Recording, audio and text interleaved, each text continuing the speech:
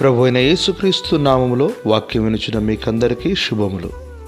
ఈ దిన వాగ్దానము, ఇప్పుడు నా ప్రియుడు నాతో మాట్లాడుచున్నాడు.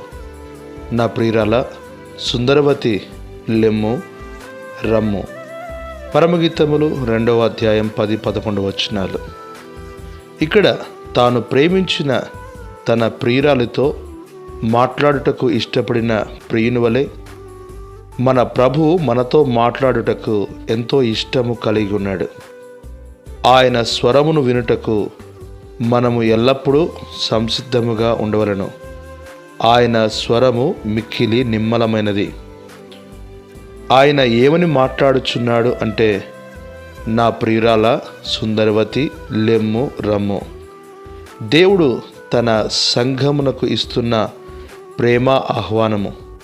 జీవితయాత్రలో ఎన్నో పోరాటముల మధ్య అలసిపోయి విసికి వేసారిన జీవితములను ఆయన తన యొద్దకు ఆహ్వానించుచున్నాడు. ఆయన యొద్దనే నెమ్మది, సుఖము.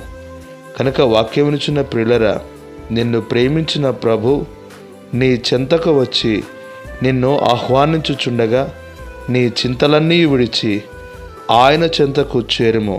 ఆయనే నీకు నెమ్మదిని, విశ్రాంతిని కలిగించును. ప్రభు నీకు సహాయము చేయనుగాక.